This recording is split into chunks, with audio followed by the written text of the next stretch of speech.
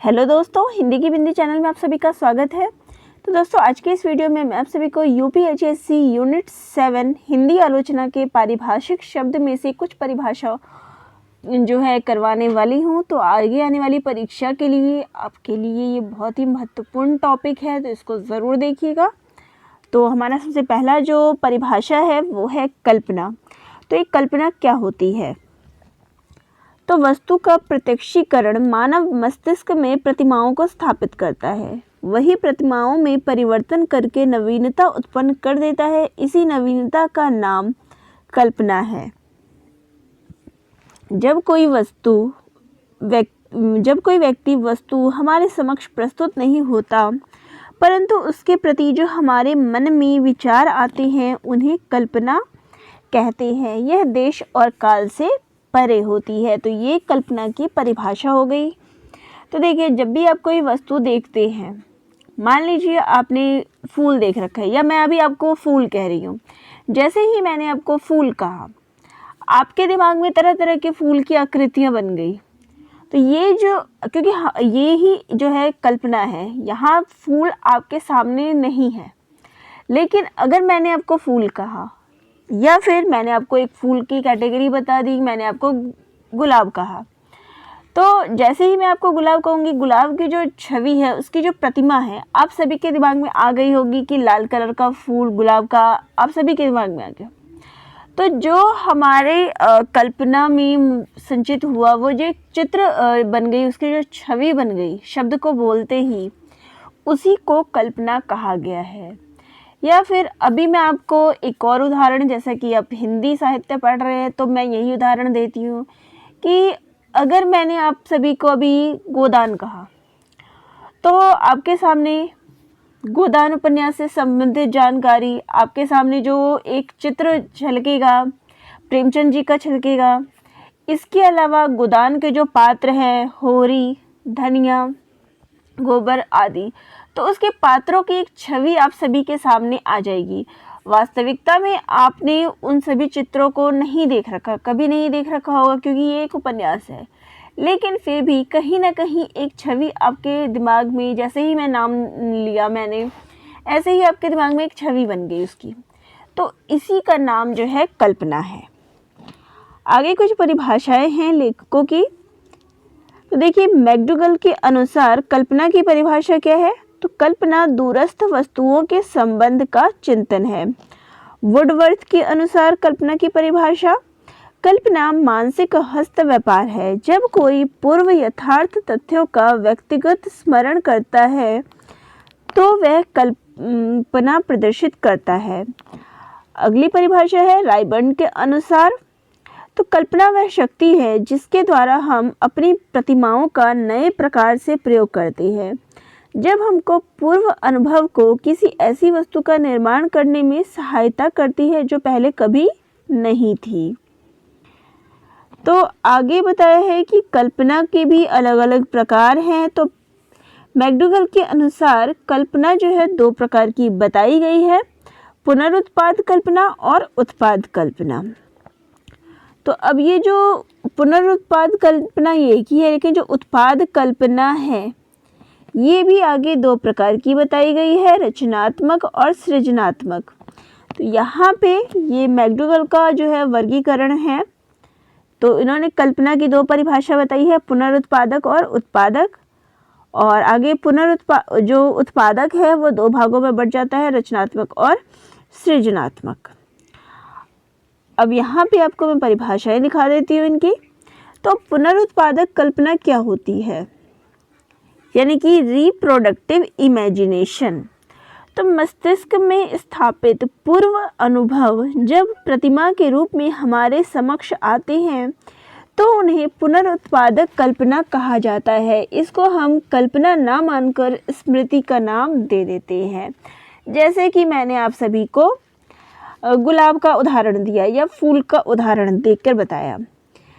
तो पूर्व में आपने पहले फूल देख रखे हैं, गुलाब देख रखे हैं, तो जैसे ही उसका नाम लिया, उसकी छवि आप सभी के मस्तिष्क में आ गई, तो इसको स्मृति का नाम दिया गया है, या फिर पुनरुत्पादक कल्पना इसको कहा गया है।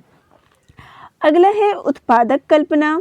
तो व्यक्ति द्वारा सीखे गए और धारण किए गए पूर्व अनुभवों को आधार मानकर जब हम उद्दीपक में कुछ नवीनता उत्पन्न कर देते हैं तो इसे उत्पादक कल्पना कहते हैं। इसी को वास्तविक कल्पना माना जाता है। आज मानव की उन्नति इसी के द्वारा संभव हो पाई है। इसके दो भाग हैं। तो इसमें क्या होता है कि आपने पूर्व में कुछ देख रखा है, उसके अनुसार किसी नए प्रकार की चीज़ का जो सृजन होता है उसी को उत्पादक कल्पना जो है कहा गया है। इसके दो भाग हैं। तो सबसे पहले रचनात्मक कल्पना। तो मानव उपयोग के विकास के लिए भौतिक वस्तुओं में नवीनता लाना ही रचनात्मक कल्पना है। वर्तमान शोध एवं आविष्कार जो है इसके परिणाम होते हैं। यानी कि जो भी चीज़ें आप देखते हैं कि आविष्कार हो रहे हैं तो कहीं ना कहीं चीज़ों की कल्पना की गई है। तो ये रचनात्मक कल्पना के अंतर्गत आती हैं। अगला है सृजनात्मक कल्पना। तो इस कल्पना के अंतर्गत व्यक्ति की मौलिकता किसी वस्तु या विचार के रूप में उत्पन्न होती है। टीपी नन ने इसी को व्यक्ति की स्वाभाविकता का नाम दिया है। सृजन शक्ति का सही प्रकाशन इसी के द्वारा संभव होता है। अतः शिक्षा के द्वारा बालकों की इसी शक्ति को उभारा जाए ताकि वे राष्ट्र के लिए उपयोगी बन सके। तो ये परिभाषा आप मैकडूगल की दी गई है। अब आगे आप ड्रेवर के अनुसार भी कल्पना की परिभाषा जो है बताई गई है। उनके अनुसार कल्पना के दो प्रकार जो है बताए गए हैं। तो पहला है पुनरुत्पादक और उत्पादक। इसके अलावा उत्पादक जो है आदरणात्मक और सृजनात्मक दो तरह के बताए गए हैं। और फिर इसने आगे जो है इन्होंने सृजनात्मक को आगे और पार्ट में डिवाइड किया है, कार्य साधक और सौंदर्यात्मक। फिर कार्य साधक के भी दो प्रकार हैं, विचारात्मक और क्रियात्मक, और सौंदर्यात्मक भी कलात्मक और मन तरंग। तो इस प्रकार से इनका वर्गीकरण जो है मैकडूगल से आगे किया गया है। तो पहला है पुनरुत्थान एवं उत्पादक कल्पना। तो इसका वर्णन जो है मैकडूगल के अनुसार ही वर्णन किया है। मस्तिष्क में स्थापित पूर्व अनुभव जब प्रतिमा के रूप में हमारे समक्ष आते हैं तो इसे पुनरुत्थान कल्पना कहा जाता है। इसको हम कल्पना ना मानकर स्मृति का नाम देते हैं। व्यक्ति द्वारा सीखे गए और धारण किए गए पूर्व अनुभवों को आधार मानकर जब हम उद्दीपक के रूप में नवीनता उत्पन्न कर देते हैं तो इसे उत्पादक कल्पना कहते हैं। तो ये मैकडूगल के अनुसार ही था। अगला पढ़ते हैं आप आदनात्मक कल्पना। तो जब किसी उद्दीपक का परिचय चित्र द्वारा या वर्णन करके प्रस्तुत करते हैं तो बालकों के मस्तिष्क में एक प्रतिमा बनती है जो आरामदायक होती है। जैसे रानी लक्ष्मीबाई के युद्ध का वर्णन एवं चित्र प्रदर्शन बालकों के मस्तिष्क में महारानी के शौर्य की कल्पना स्थापित करता है, तो उसको कहेंगे आदनात्मक कल्पना। एक चित्र के द्वारा जो व्यक्ति के मस्तिष्क पे एक चीज़ छोड़ी जाती है, छाप छोड़ी जाती है, उसको कहेंगे आदनात्मक। अगला है कार्य साधक कल्पना। तो जब हम किसी काल्पनिक विचार के द्वारा समाज का लाभ करते हैं तो उसे कार्य साधक कल्पना माना जाता है। जैसे नदी के पुल का मानचित्र, कृषि की मशीनें। तो किसी कार्य को साधने के लिए एक विचार, एक मानचित्र जो बनाया जाता है, उसकी इमेज जो बनाई जाती है, उसको कहेंगे कार्य साधक कल्पना। अगला है सौंदर्यात्मक कल्पना। तो मानव जीवन को सुंदर बनाने, मानव में सौंदर्य अनुभूति को जागृत करने के लिए कला, गायन, चित्र, काव्य आदि की कल्पना जो है इसके अंतर्गत आती है। अगला है विचारात्मक कल्पना। तो विचारों एवं ज्ञान को महत्व देने वाली कल्पना जो होती है उसको विचारात्मक कल्पना कहते हैं। इसमें नवीन विचार, सिद्धांत और आदर्श का निर्माण किया जाता है। अगला है क्रियात्मक कल्पना। तो वस्तु की व्यवहारिक उपयोगिता को ध्यान में रखकर जब किसी वस्तु की कल्पना को साकार रूप प्रदान किया जाता है तो इसे क्रियात्मक कल्पना कहते हैं, जैसे कि नदी को पार करने के लिए नाव, स्टीमर आदि। तो जैसे आपके सामने नदी आती है, आप सोचेंगे कि इसको पार करने के लिए नाव होती, और नाव आ जाए तो एक कल्पना जो आपकी साकार हो गई। कलात्मक कल्पना, तो जब हम कला के रूप में काव्य के क्षेत्र में या संगीत के क्षेत्र में सृजन करते हैं तो उसे कलात्मक कल्पना कहते हैं। अगला है मन तरंग कल्पना। तो जब हम बिना किसी यथार्थ को सम्मुख रखकर एक काल्पनिक उड़ान भरते हैं और मन तरंग में कल्पनाएं होती है, इसमें व्यक्ति भावनावश हवाई किले बनाता है और परियों की कथाओं को सत्य मानता है, उसको कहेंगे मन तरंग कल्पना। अब कल्पना की विशेषताएं क्या क्या है, तो सबसे पहला है मानसिक प्रक्रिया।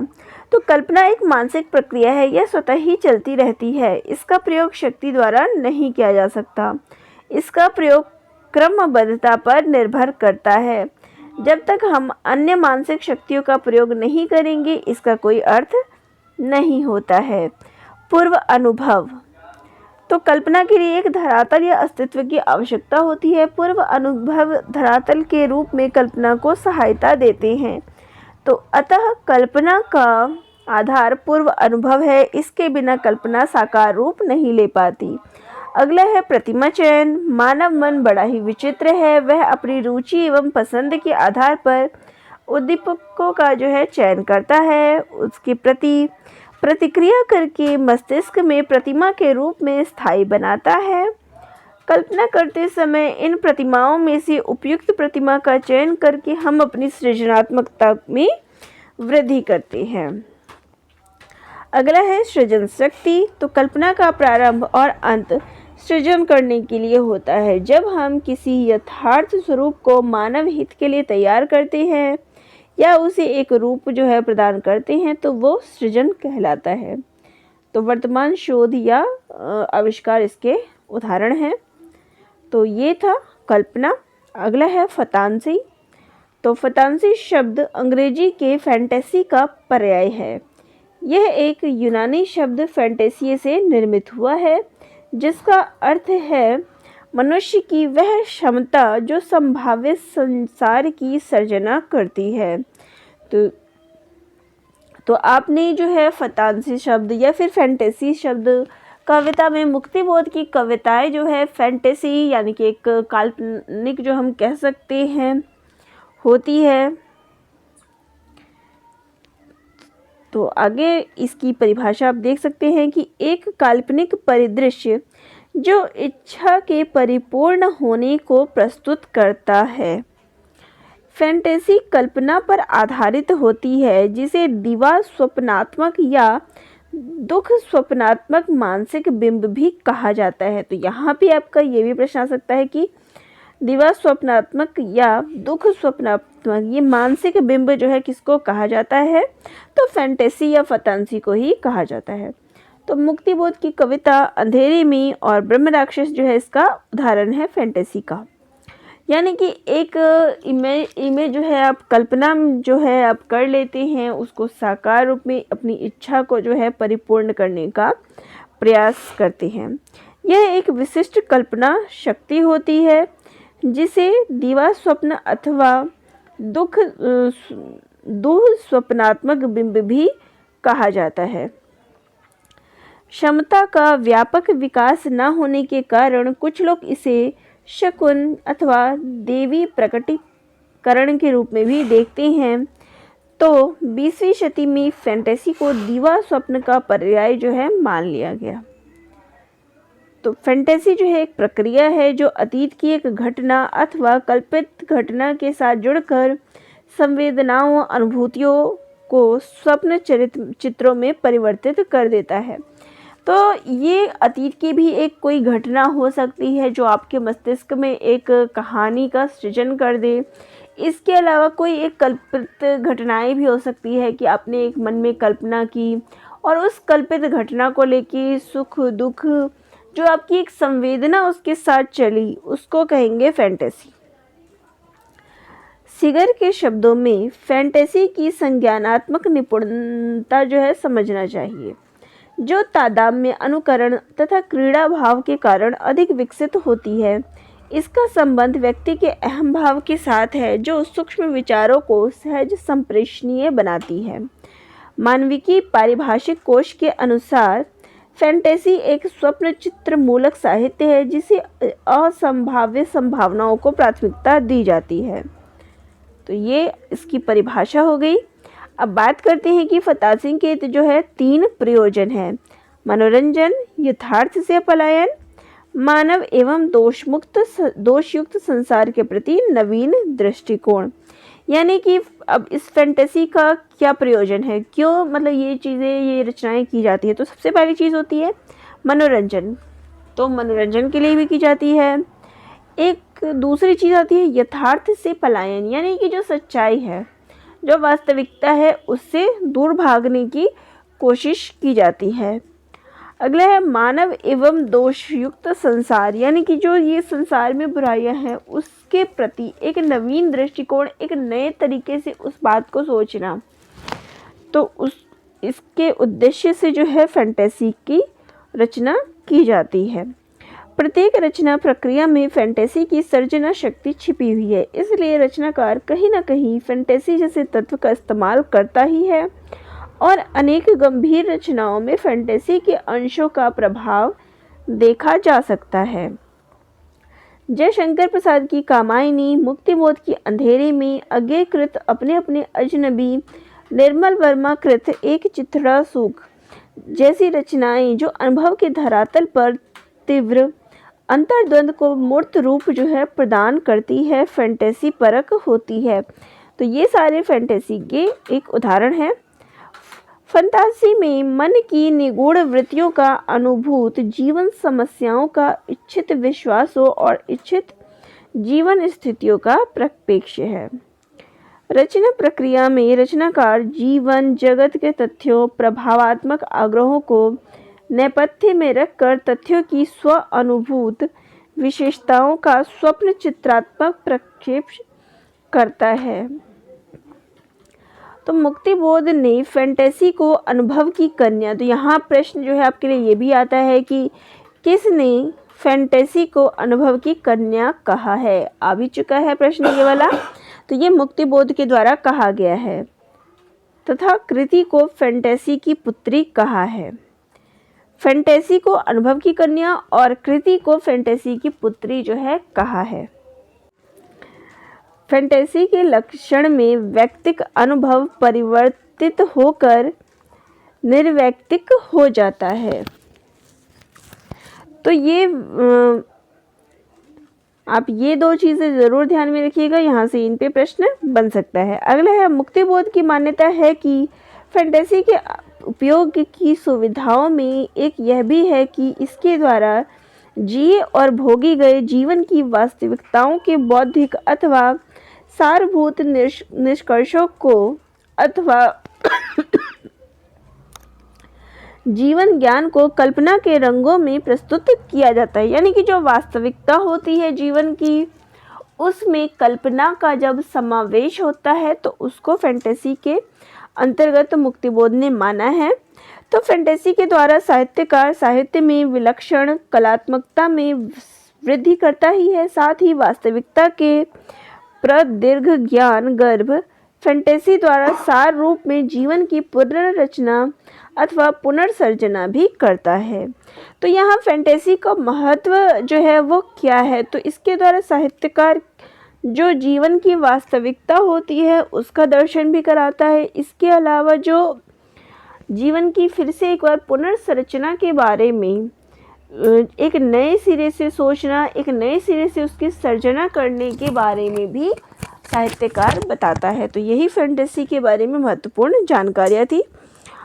अगली जो पारिभाषिक शब्दावली है वो है निजनधरी कथा। तो चलिए देखते हैं। तो निजनधरी कथा, तो अगला जो है निजनधरी कथा, ये क्या है? तो निजनधरी कथा अंग्रेजी के लीजेंड्स का अनुवाद है। मोनियर विलियम्स ने लीजेंड्स का संस्कृत रूपांतरण पुराव्रत कथा, पुराण कथा, लोक कथा, जन कथा से किया है।